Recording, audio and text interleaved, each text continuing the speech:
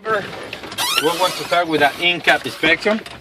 Yeah, remember you have to release the parking and trailer brakes. I had to release first. And look at the primary gauge, even the secondary, but pay more attention to the primary. After you sign with the examiner the papers, so all the papers there, that's when you have to start with the in-cab inspection. Okay? Double check. Okay, now I'm going to start with the in-cab inspection. First, I'm going to start my engine to build the pressure to 110 or more than 130. Normal 120 that cut out in this track. Use the clutch and start the motor. Okay, check out the examiner.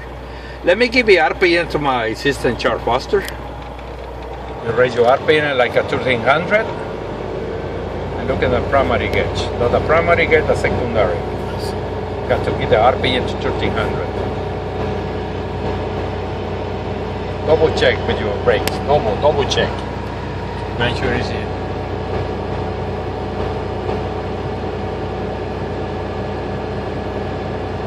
We're waiting for the cat out.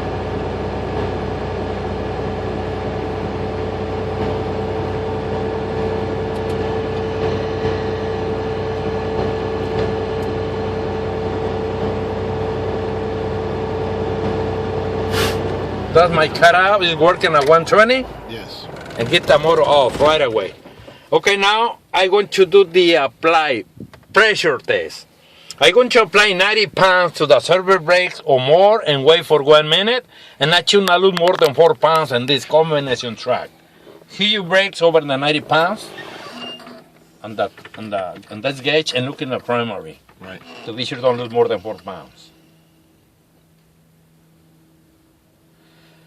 Say no more than 3 when you had a single track, and no more than 4 with a combination.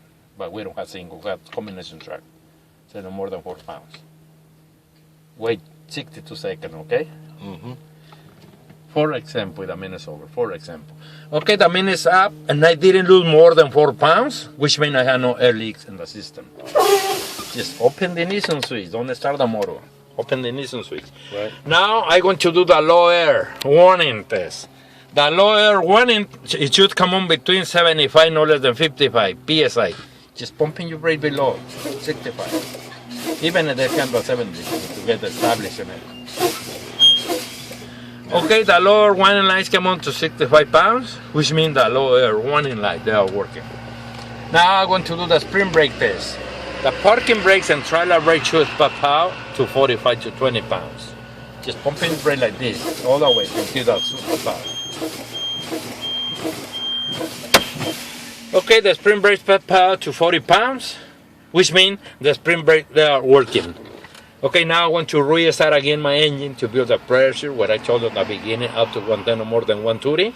The normal in this track, the cutout is at 120. And start the motor again and leave it running. Okay, until the pressure goes out, I want to spray my accessories and gauges with this truck has. First, I check my seat belt. I have to put in the beginning, okay? Make sure there are no rips or cracks and make sure they are working. I have my fire extinguisher on my left side. It has to be in a green position and no more than a year in expiration date. And also I have my reflector triangle right on the back, on the door. Just in case if I need it. I check the mirrors, make sure they are properly secure, no broken, no cracks, and clean and adjusted to me. I check the windows, make sure the windows roll up and down. I check my doors, make sure the doors open and close. I check the door hinges, make sure they are properly secure and not broken.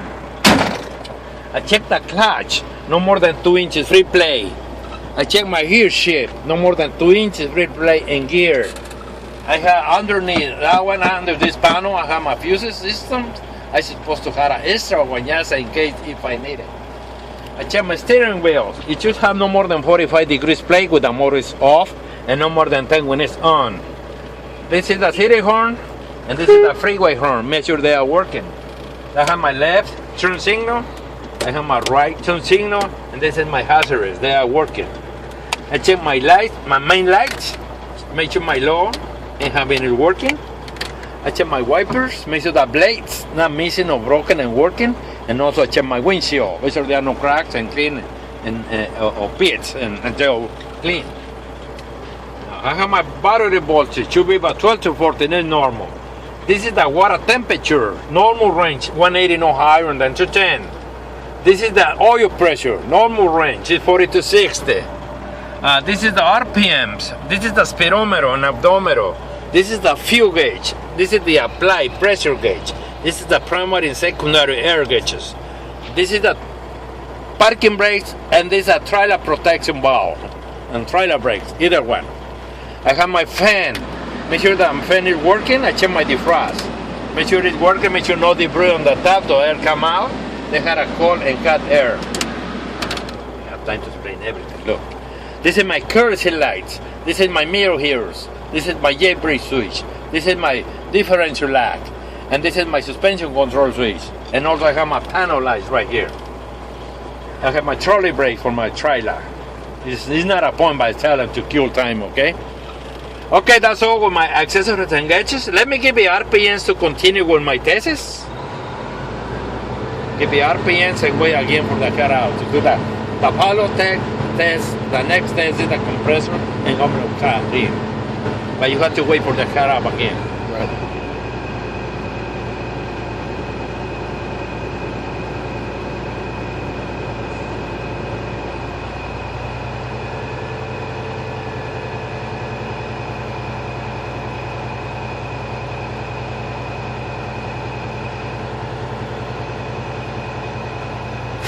That's the cut up again at 120. Let's see working. Now I'm going to do the compressor and I'm going to cut in. It should cut in 100, no less than 85. You can say cut in or cut in, whatever you remember. It's supposed to cut in 100, no less than 85. Put your brake once and release it and wait 10 seconds. Hit your brakes again to the second time and wait another 10 seconds. To see the compressors pumping air to their tanks. Okay, now push your needle down to 90 pounds, smooth, and release your brakes right away, right there. And look at the primary gear, the primary needle. This is the main tanks. Okay, I see the primary needle start moving up to 90 pounds, which means the compressor and oven are working.